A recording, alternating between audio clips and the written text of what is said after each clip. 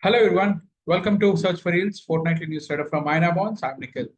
In today's topic, I'll be discussing with you about RBI's latest circular about the regulated entities investing into the AAF space.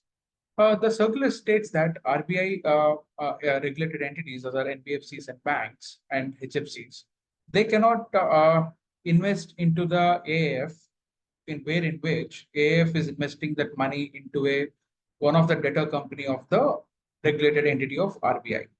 So to expand in an easier way, this technique is called the classic evergreening of a stressed loans. So what it means is, let's say there is a ABC NBFC, ABC company NBFC, where it has a certain amount of stressed loans, or they will or to be become a NPS. So for NBFC, a loan becomes a NPA when it doesn't receive in a period of 90 days, it doesn't receive any kind of interest payments or any kind of payments that are scheduled. So with the 90-day delay, if the still NBFC, the ABC NBFC doesn't get the money from one of its borrower, and they have to recognize that in loan as an NPA. So when NPAs rise, in future the NBFCs have to go ahead, and if they don't see a near foreseeable future where they cannot recover that money, they have to write for a provision. In 2020, we have seen during time of COVID, a lot of provisions are written off by NBFCs and banks. So with higher provisions and higher NPAs, the companies will not get better valuation from the market, and investors will not tend to get put money in the company, and which will in turn make their business harder, as the NBFCs or HFCs or banks, these guys live on high capital requirement. If they're not able to get the capital from the investors, the doing of business becomes much tougher and tougher. So what this ABC, the smart ABC NBFC have done is, they have they have what they have done is, to be becoming NPAs or to become a default such kind of debtors, they have asked those debtors to issue bonds or any other instrument where AIFs can invest.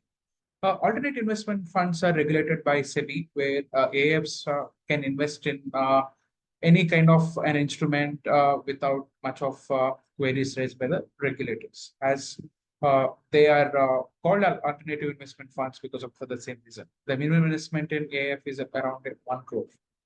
So this AIF will invest in one of those debtor when they issue a bond.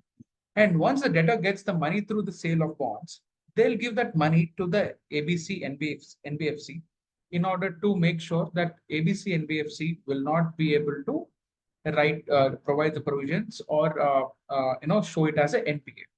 So this makes the whole process will make the ABC NBFC looks very shinier, and making the financial numbers not so accurate and quite misleading as well for investors.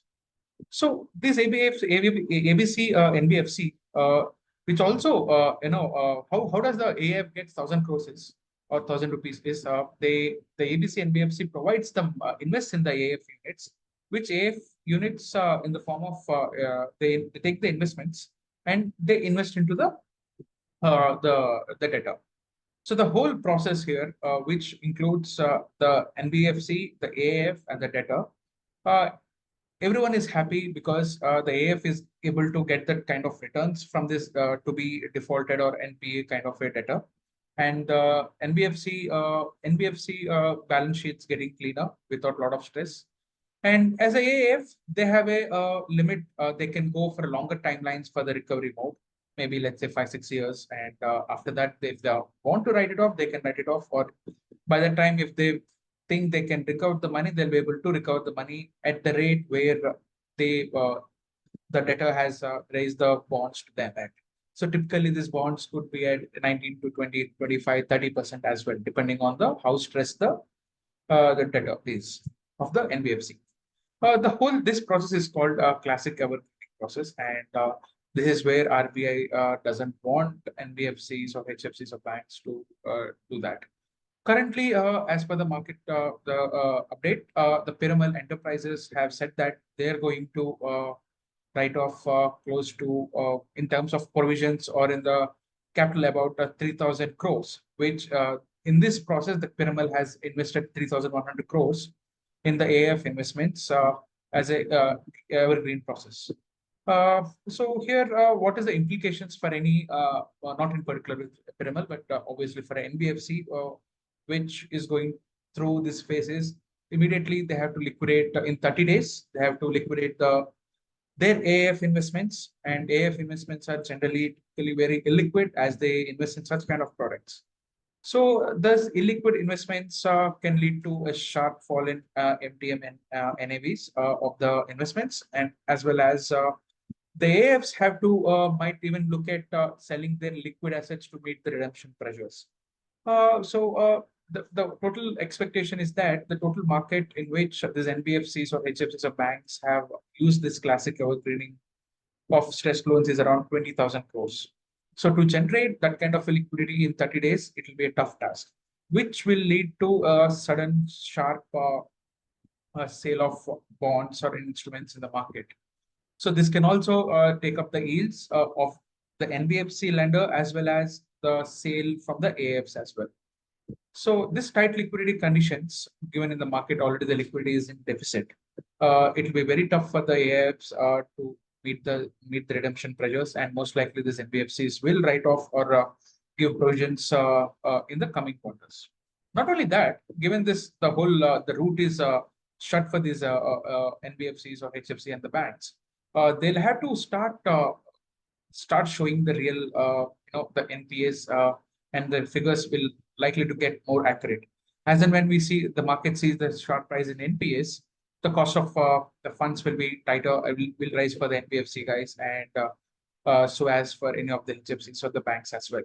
Already, the recent the before RBI circular, which states where asks the banks and NBFCs to stop lending loans to the unsecured loans.